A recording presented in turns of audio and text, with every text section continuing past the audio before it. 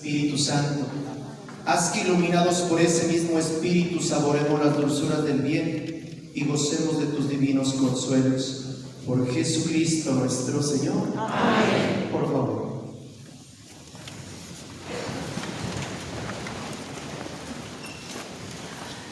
Han transcurrido 3 días de reflexión, han transcurrido 3 días de pláticas cuaresmales. Y para nosotros el tema que hemos venido profundizando durante estos días es los valores del reino vividos en nuestra existencia, en nuestra vida cotidiana.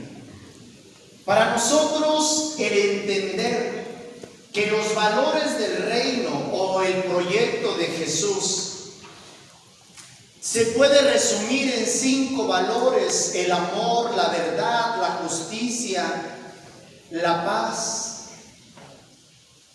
Cuando nosotros vemos la libertad, es muy importante ver cómo todos estos valores del reino, cuando los encarnamos en nuestra vida cotidiana, nosotros le damos un sesgo, le damos una orientación muy distinta a nuestra existencia. En realidad, los valores del reino, ¿a qué nos ayudan y a dónde nos llevan? Nos llevan a ir en el cauce de Dios.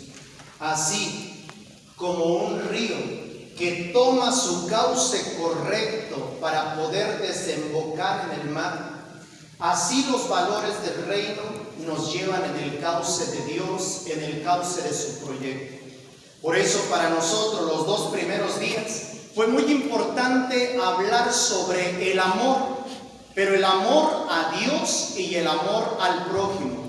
Y durante estos 2 primeros días nosotros quisimos entrar en esta dinámica del conocimiento de Dios o del amor a Dios a partir de la oración, donde nosotros estuvimos viendo a Jesucristo como el gran referente, donde nosotros estuvimos compartiendo de una manera profunda, de una manera aterrizada en nuestra vida, cómo la oración es el modo, la manera de conocer, de amar y de seguir al Señor. Cómo a través de la oración nosotros podemos de verdad sumergirnos para estar con Dios, en Dios y para Dios. Y es a través de la oración como nosotros vamos a encontrar también el camino a la santidad. Y así lo tomamos nosotros como referente a partir de la persona de Jesús, que Él siempre vivía esa permanente amistad y conversación con el Padre. Los santos vivían esa conversación con el Padre Dios y es lo que les llevó a la santidad. Y de la misma manera nosotros hoy tenemos la oportunidad de santificarnos a través de la oración. Pero nos dimos cuenta el segundo día que el amor no se puede quedar solo en el amor a Dios. Si nosotros solo amamos a Dios pero no amamos al prójimo, entonces nosotros nos quedamos a medias, nos quedamos vacíos o solamente nos quedamos en un amor erróneo. Es entonces ahí donde nosotros entendemos que el amor a Dios se manifiesta en el amor a los otros, en la preocupación, en el servicio por los otros, en el hacer siempre algo por la otra persona. Y ahí fue donde nosotros nos estuvimos moviendo los 2 primeros días. El tercer día, o sea, el día de ayer, nosotros nos arriesgamos aún más en una dinámica de reflexión, de confrontación de vida, para preguntarnos sobre el mantenernos o vivir en la verdad. Y cuando nosotros hablamos sobre ese vivir en la verdad, nos dimos cuenta que la verdad es lo que es, que la verdad es lo que es, y es en la verdad donde nosotros vamos a encontrar y donde vamos a vivir también ese proyecto. Y la verdad es lo que da la libertad, la verdad es lo que nos hace vivir de acuerdo a lo que nosotros somos y de acuerdo al proyecto que Dios hizo en nuestra propia vida. A tal grado que entonces nosotros vimos que lo contrario a la verdad es la mentira. y Dios es el Dios de la verdad y el diablo es el padre de la mentira. Y nosotros vimos que la mentira es la que nos va apartando de la verdad, es decir, nos va apartando de lo que nosotros somos como personas y de lo que nosotros, o para lo que nosotros fuimos creados, el proyecto original que Dios trazó en cada uno de nosotros. Y entonces concluyamos diciendo el día de ayer que tuviéramos mucho cuidado de no dejarnos atrapar por la mentira, sino que era vivir en la verdad, y vivir en la verdad es vivir en Dios. Ciertamente, lo vuelvo a compartir, si nosotros como personas estamos ausentes del amor y ausentes de la verdad, por apartarnos del amor y por apartarnos de la verdad, nosotros hemos venido dañándonos y dañando a los otros. Es lo curioso, que nosotros hemos venido causando estragos en la medida en la que nosotros hemos mentido, en la medida en la que nosotros hemos odiado, en la medida en la que nosotros hemos omitido el amor, en la medida en la que nosotros hemos omitido la verdad. Nosotros hemos dañado a tantos con nuestra mentira y con nuestro odio. Fíjense qué curioso, porque aquí entra una cosa. Cuando nosotros no vivimos en el amor, es decir, la voluntad, y cuando nosotros no vivimos en la verdad, es decir, la inteligencia, qué curioso, porque nuestros actos siempre terminan mal. Por eso nosotros vamos a ver una persona que no ama y una persona que vive en la mentira, siempre va a terminar tomando decisiones erróneas. Y lo curioso es que entonces aquí viene el tercer elemento de nuestro tema del día de hoy, la libertad que va unida a la justicia. ¿Qué es lo que está pasando? La libertad es ese regalo que Dios nos dio para que nosotros podamos ir tomando decisiones. Pero hay una cosa fundamental, la libertad es esa autonomía, es ese don que Dios nos regaló para que nosotros podamos alcanzar la felicidad. Por eso la verdad nos hace libres y el amor nos hace libres. Cuando hay un verdadero amor y cuando hay una verdad vivida, entonces la libertad es bien ejercida. Pero cuando no hay una inteligencia, es decir, cuando no hay una verdad absoluta y cuando no hay un amor bien, entonces la persona va cometiendo muchos errores en su camino. Ustedes ven, ahora pongámonos a pensar cuántas decisiones nosotros hemos venido tomando a lo largo de nuestro camino. Es decir, vamos a ponernos un poco, vamos a ver cómo hemos ejercido la libertad. Y la libertad se ejerce a partir de las decisiones. Y vamos a empezar. En este momento vamos a hacer un acto profundo de reflexión. ¿Cómo han decidido? ¿Cómo deciden ustedes en su vida? Es correcto que debemos de saber una cosa. Nosotros somos el fruto de nuestras decisiones. Escuchen bien, nosotros somos el fruto de nuestras decisiones. Y aquí hay una parte bien importante. Un día, una persona se acercaba a contarme toda su historia de vida. Y me empezaba a decir lo trágico que había sido su vida desde la infancia. Y me había dicho y me estaba diciendo lo trágico que había sido su vida desde que eligió casarse, y la manera como vinieron sus hijos, la situación que estaba viviendo actualmente. Y entonces la persona me estaba contando todo. Y entonces cuando termina diciéndome, ¿cómo ve, padre? ¿Verdad que mi vida ha sido un total fiasco?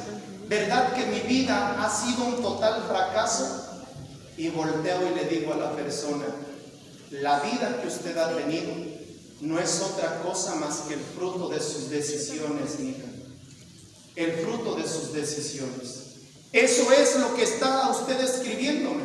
Me está describiendo que nunca ni se ha mantenido, ni ha conocido el amor, ni tampoco ha conocido, ni se ha mantenido en la verdad. Cuando la inteligencia no está bien formada y la voluntad no está bien orientada, entonces las decisiones siempre van a ser incorrectas. Por ejemplo, una persona que en este momento está aquí en este espacio y resulta que, imagínense que por la cuestión, porque no coincide con las ideas que el padre está diciendo, se levanta ahorita y se levanta y empieza a gritarme una cantidad de groserías, o se levanta y me da, no sé, atenta contra mi persona y contra mi vida. Aquí en medio de todos nosotros, la pregunta es, a ver, ¿esa persona por qué hizo eso? La persona tomó una decisión, pero la persona no fue obligada, está tomando una decisión. Y está tomando una decisión de atentar contra mi vida. ¿Por qué está atentando contra mi vida? En primer lugar, porque ni vive en la verdad y porque tiene también dañada su voluntad, tiene dañado el amor. Y entonces nosotros ahí es donde nosotros vamos a pensar, a ver, cómo he venido decidiendo a lo largo de toda mi existencia, desde la persona que en un cierto momento resulta que cuando estaban pequeños, en su casa vivían un tormento, su padre los maltrataba, su madre se peleaba con su padre, ellos los golpeaban y una cantidad de cosas, y resulta que en una de esas oportunidades llegado los 17 años, conoce a un chavito, conoce a un jovencito de su edad, y resulta que este jovencito empiezan a hacer cierto tipo de llevarse bien, establecer una relación, y cuando acuerdan, a los 2 meses o 3 meses se quieren casar, se encariñaron y se quieren casar. Y la pregunta aquí es, a ver, esta muchacha, ¿qué fue lo que pasó? El chamaquito vivía una situación también similar, la chamaquita vivía una situación similar, y lo que estaban buscando era una salida, un escape de su situación real. Y entonces resulta que deciden casarse, y cuando ellos tomaron mal esa decisión, resulta que entonces en esa mala decisión marcaron toda una frustración a lo largo de su propia vida. Marcaron una frustración, y cuando acuerdan ustedes, resulta que entonces todavía no pasan unos cuantos meses cuando vienen los problemas, pero empiezan a evaluar y dicen, ¿sabes qué? A ver, yo no me regreso a la casa de mis papás. Aquí, por lo menos, me golpea solamente este muchacho. Allá en la casa todos los días estoy viendo a mis padres pelear. Por lo menos aquí nada más me pelean. Y resulta que toma otra decisión errónea. Y después toman otra decisión errónea. Luego el muchacho, como solamente utilizó a la muchacha y la muchacha al muchacho, conocen a otras personas, y entonces viene la infidelidad, y resulta que después ella queda embarazada y vienen los hijos, y como los hijos solamente son fruto de haber tenido un encuentro genital, resulta que los hijos les vienen a amargar la vida, y todas las decisiones que vienen tomando a lo largo de su existencia terminan en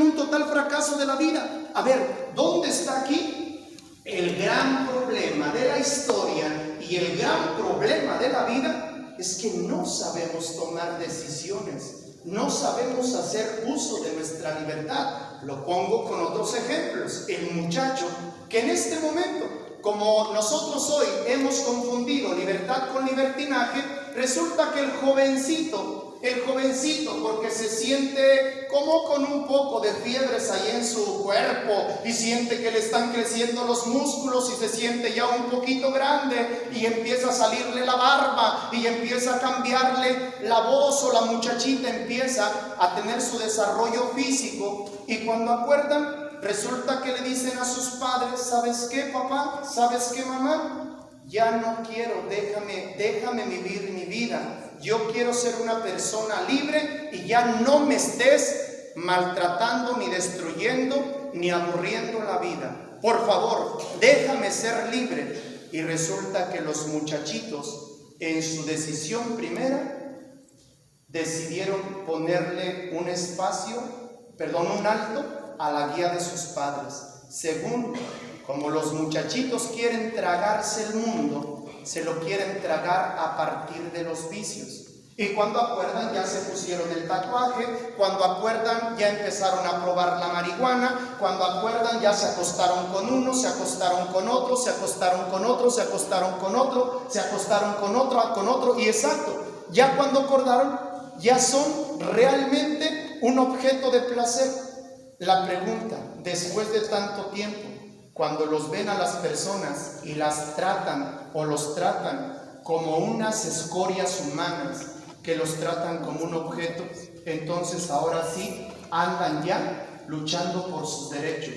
¿Quién fue quien no se dio a respetar como ser humano? ¿Quién fue quien no se dio a respetar como ser humano? ¿La sociedad no te respetó? La sociedad siempre puede respetar, y la sociedad respeta cuando te das a respetar como persona. Y lo curioso de todo es que nosotros mismos nos vamos haciendo personas sin credibilidad y nos vamos convirtiendo en objetos de placer como tal. ¿De dónde viene esto? Viene de las erróneas decisiones. Por ejemplo, una mamá que no toma con seriedad, o un papá que no toma con seriedad la vida de sus hijos. En este momento, vamos a poner el caso, el día 19 de marzo, cuando estuvieron aquí todos los señores, yo les decía: tomen la batuta de la paternidad, vamos a de verdad a vivir como varones. Resulta que para poder en este momento hablar con sus hijos, tienen que gritar, les tienen que decir de groserías, le tienen que decir una cantidad. ¿Crees que van a tomar en serio a un papá de esa forma? Lo van a tomar como un ogro, lo van a tomar como una persona, no sé, y más cuando el padre quiere educar a los hijos y su ejemplo no le da para nada. ¿Por qué? Porque ellos quieren que sus hijos estén bien, pero los papás no se sacrifican nada, y es en este momento: a ver, papá, ¿por qué no te hacen caso? Pues simplemente ponte a pensar cómo has decidido en tu vida. Lo curioso de todo esto es que cuando nosotros acordamos, es a partir de nuestras decisiones como nosotros vamos haciendo nuestro propio infierno en la vida. El mal uso de nuestra libertad nos lleva, queridos hermanos, a que nosotros perdamos la verdad, el verdadero camino a la felicidad, pero no conforme con ello. Lo curioso de todo es que a partir de eso nosotros vamos causando un terrible daño. Y saben una cosa, cuando nosotros nos ponemos a pensar, primer detalle, ahorita muchas personas están mal físicamente. Vienen con una cantidad de enfermedades. Resulta que ya te duele el dedo del pie gordo, más bien el dedo gordo del pie, ¿sí? Y entonces resulta que ya te empiezan a doler los dedos, ya tienes el ácido úrico, resulta que ya en este momento tienes varices, tienes las rodillas mal, ya empiezas con, no sé, con la gota y con el chorro, y empiezas ¿sí? Porque es gota a gota, es el chorro, ¿eh? ¿Sí? Bueno, y también tienen mala cabeza porque todo lo entienden diferente, y resulta que cuando acuerdas, también ya estás mala de la columna, ya estás mala de la hipertensión, ya estás mala, a ver, y resulta que lo más curioso de todo es que vienen aquí con Dios, y vienen con Dios a decirle: Señor, cúrame, Señor, sáname. ¿Sabes una cosa, hermano? Discúlpame con todo el respeto del mundo. ¿Sabes qué y cuál es el problema físico que tienes? No es otra cosa más que la factura de tu desorden alimenticio y de tu desorden físico que has llevado a lo largo de la vida. No es otra cosa. Las enfermedades no son otra cosa. Las enfermedades no son otra cosa más que ese desorden. El cáncer, la diabetes, la hipertensión, el sistema renal, todo lo que tú tengas, eso no es otra cosa más que fruto del desorden que cada uno de nosotros tenemos. Y si nosotros en este momento, nosotros queremos que Dios nos cure, sí, déjame decirte, Dios te cura. Pero lo curioso es una cosa, que cuando vienes aquí Dios te cura, pero saliendo ya te fuiste al McDonald's, ya te fuiste a la pizzería, ya te fuiste a las garnachas Doña Chona, a las pupusas donde no sé qué, y ya te fuiste acá y acá y acá y acá. Oye, ¿cuándo vas a curarte? Vas a curarte. Nunca te has decidido a valorar tu cuerpo, nunca has decidido valorar tu salud. Y las consecuencias que tienes ahora físicas son fruto de nuestros desórdenes físicos. de nuestros desórdenes, cuando nosotros queremos tragarnos el mundo y no es otra cosa. Entonces, ¿por qué dicen que Dios les está poniendo una prueba? No, Dios no te está poniendo una prueba. Lo que estás pasando por este momento es la factura de tus malas decisiones y de tu desorden, de tu indisciplina personal y humana. Y cuando nosotros acordamos, el cuerpo lo resiente. Segundo, cuando nosotros acordamos, resulta que las malas decisiones, las decisiones incorrectas, cuando nosotros tenemos en este momento, como nos sentimos Superman, la Mujer Maravilla, resulta que a nuestro corazón, en este tiempo, en cualquier momento de la historia, le avientan vanidad, le avientan aprehensión, le avientan estrés, le avientan rencor, le avientan odio, le avientan tristeza, y ahí va todo al corazón.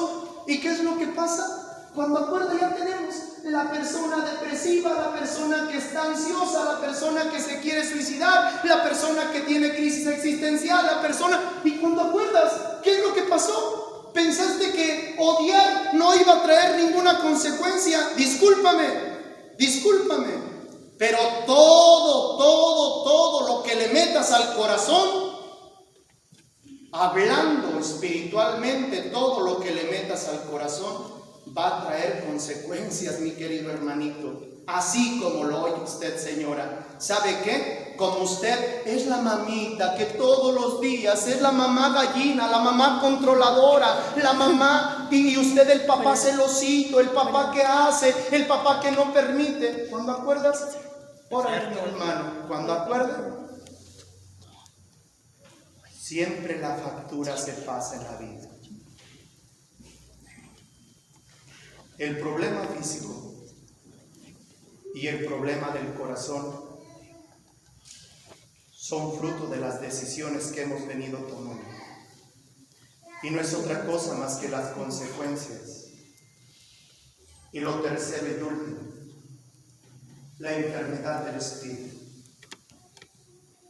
Que eso es muy grande.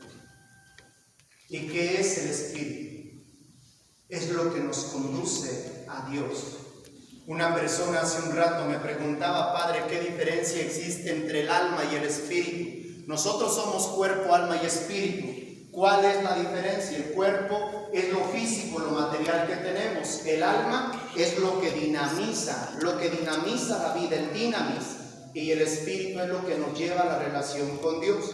Y resulta que cuando hablamos de la parte de la enfermedad en el espíritu, ¿qué es lo que enferma el espíritu?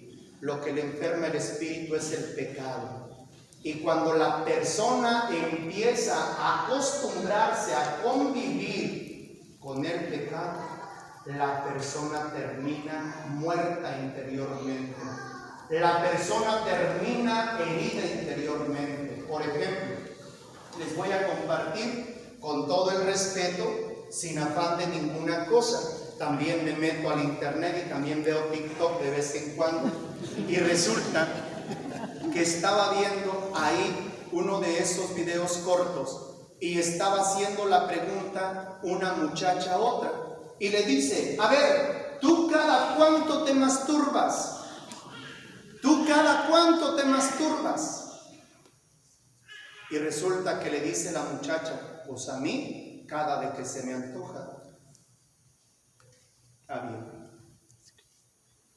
Y resulta que así es como nosotros vamos con el pecado.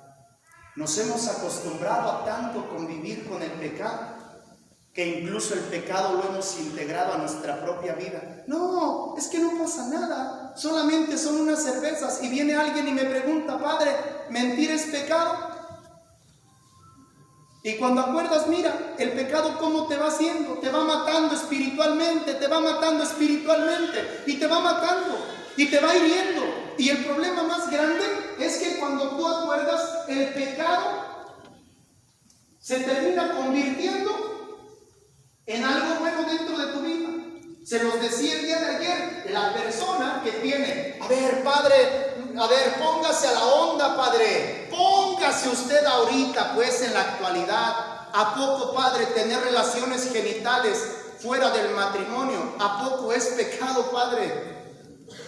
Déjame decirte una cosa, todavía yo tengo la conciencia de que mi cuerpo es sagrado y que mi cuerpo no es un juguetito. Y como mi cuerpo es sagrado y no es un juguetito, entonces yo no puedo tratar a mi cuerpo ni puedo dárselo a cualquier persona para que haga uso de él en un sentido de placer. Y resulta que entonces, ¿sabes qué? No hay problema. Algunas personas, hombres o mujeres, hasta ya empiezan a ir haciendo retos. A ver, ¿quién llega primero a los 100? ¿Quién llega primero a las 100? Y resulta que cuando acuerdas, ahí se va y se va. Y cuando tú acuerdas, ahí está. Ustedes quieren sacar a las personas la adicción más grande, la adicción al sexo, al placer. Y cuando acuerdas, ahí tenemos eso. La persona que empieza a tomar y a tomar y a tomar y a tomar, perdió a su familia. El alcohol, ¿a qué te llevó? A ser un ratero, una ratera. ¿Y sabes por qué? Porque el dinero que era de tu familia te lo gastaste en cerveza. Segundo, te mataste a ti mismo la ilusión humana. Tercero, destruiste las grandezas que Dios puso en tu corazón. Y cuando nosotros acordamos, cada uno de nosotros sabe cuántos pecados está cometiendo. Desde la persona que se ha convertido en el más vulgar, ¿no? Cuando acuerdan y que hablan, y se hablan de no sé cuánto. Digo, no, creo que también entiendo algunas groserías de las que hablan en inglés. Y también cuando están diciéndose los jóvenes ese tipo de tantas y tantas y tantas y tantas groserías entre los hombres, entre las mujeres. Y lo curioso de todo, un lenguaje vulgar y bajo y corriente con el que siempre están compartiendo. ¿Qué es lo que va pasando? Ustedes en este momento creen que podamos reconocer a una sociedad de respeto cuando nadie se respeta.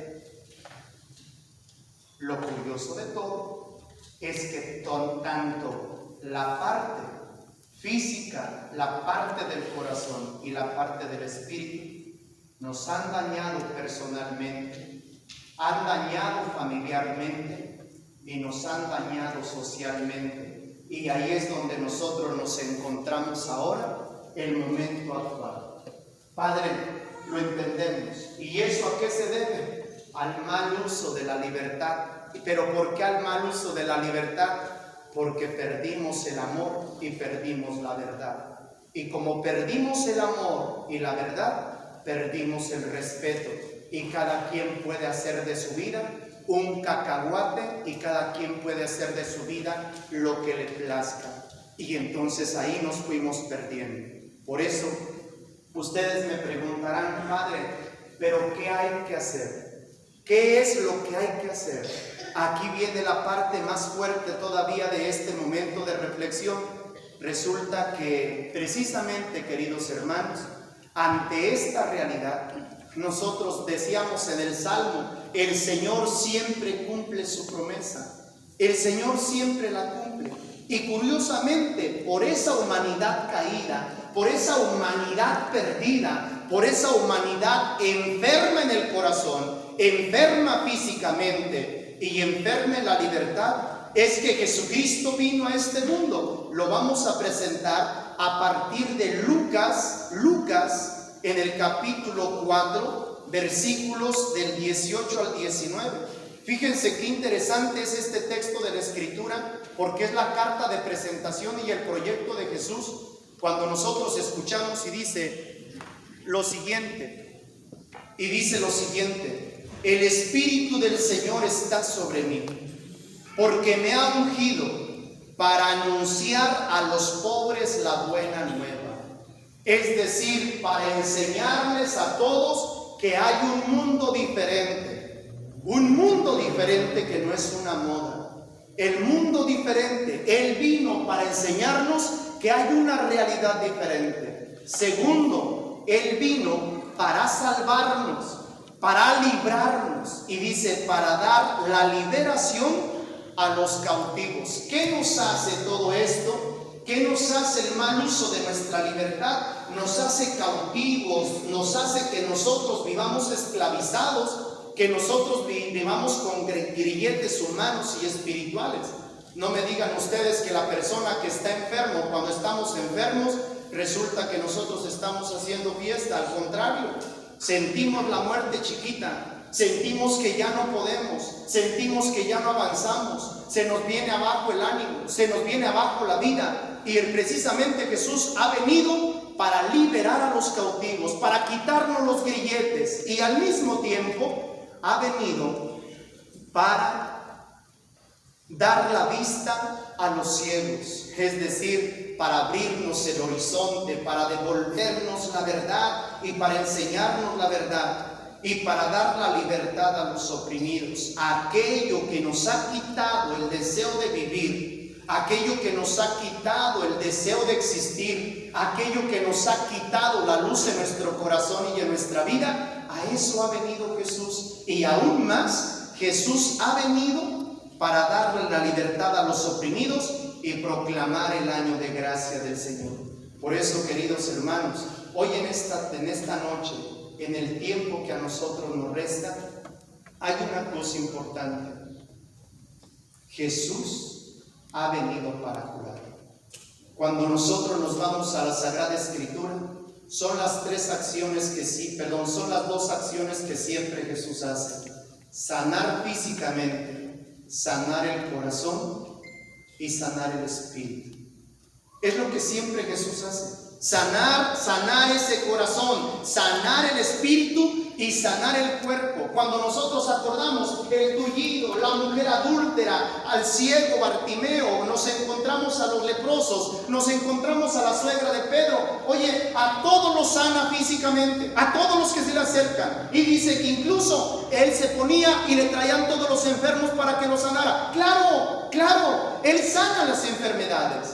Pero entonces hay una cosa importante. Debemos de distinguir entre dos cosas. Una, ¿qué significa sanar y qué significa hacer un milagro? ¿Qué significa curar y qué significa hacer un milagro? Un milagro, que el Señor los hace muy bien, un milagro es cuando ya científicamente y médicamente no se puede hacer absolutamente nada. Que ya te dijeron, ¿sabes qué? A ver, hermanita, nada más te quedan 24 horas y ve rezándole a San Judas y ya es tu testamento. ¿Sabes qué? Ya no tienes ninguna otra posibilidad, porque definitivamente la enfermedad que tienes es súper agresiva. Y resulta que cuando ella entra en la dinámica de oración y le pide al Señor que la sane, y resulta que cuando ella sale